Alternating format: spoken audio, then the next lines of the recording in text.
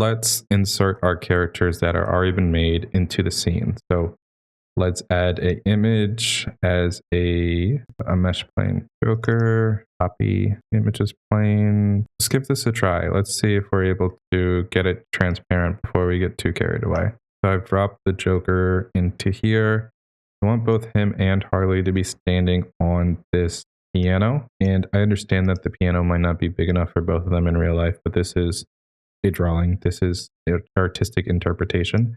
So we will use our imaginations here to see how far we can push this. And let's rotate it 180 degrees because when I was drawing this not too long ago, I felt like it was going to be really great as is, but the more I started working with it, the more I realized that Harley and Joker's designs worked well as when they were flipped. So let's do that. Also, let's rotate it closer to us because I have already drawn it in the perspective. I don't need to exaggerate the perspective even more. How much can we push it? Okay, so this is Joker now into the photo, and let's try to see how we can make this look really nice.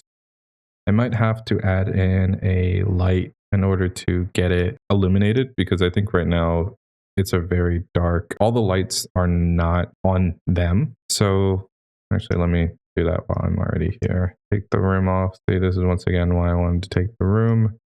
And let's add a spotlight. Rotate it so it's there. Pretty narrow one. And make it go a little higher. There we go. And let's see how we can make this look better. Do a 2000 light. Start there. Right now, the Joker's a little too shiny because it's going to be reflecting all that light. Let's see how we can make this a stronger drawing within this space. Let's say just yeah, I think this is pulling really nicely, but I want to make sure that I can have it show to its full extent. Let's make it a warmer light. There's something about this that is looking a bit off, and that is, here it is. Let's see if this works. That's what I was looking for. Cool. So now it's actually within the scene. It's not just a hard object within the concept of the scene. And we'll take this spotlight up even higher. Let's see how far we can push it. I think that might be too much. And then let's add Harley to this as well.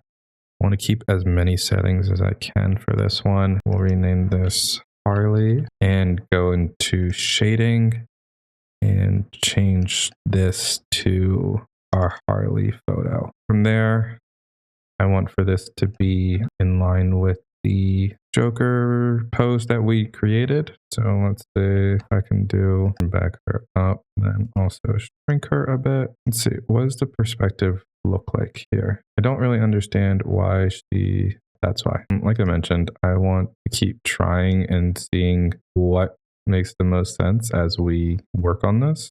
0. I don't feel like this is going to be really necessary, but let's try to scoot that up. That works perfectly. I think with both of these, I want to have a bit of an emission shader. I think right now they are falling a bit flat. So let's pull the emission shader in and see if we can give them a little bit of life. That one's 0.8. And let's see what we need to put Joker, add another emission, and we'll do 6. Let's go here and add a depth of field so I can see where I'm going. And we'll just bring this closer to our people of focus. Actually, make it like 16. And if we can, let's put it up even more. Make the light bulb brighter if we're going to have them be that far back at 400. Now let's do some fine tweaking to get this to this finished product. I think one other thing that I would like to do is give some volume to this piece. Feels though adding some atmospheric fog or just, atmosphere to the piece will help with showing the like smoke of the room as they are in a room that probably would have smoking, or just in general better energy. So then we will go to shading, to principal volume, and touch that to volume. And now we're starting to get closer to what I was saying. The density, a little bit. I want it to just kind of feel like smoke is in the air. I'm going to duplicate it so that it is on the top and bottom of the design. I think we are completed here. Thank you all for tuning in, and I hope you all have enjoyed seeing my process of this. Not every piece is this intense, but when I usually try to have a 3D background for my artwork, that's what the process usually looks like. I'm going to also be compositing this later in Photoshop to have it be exactly how I want. But for the most part, this piece is completed. So thank you all, and talk to y'all soon.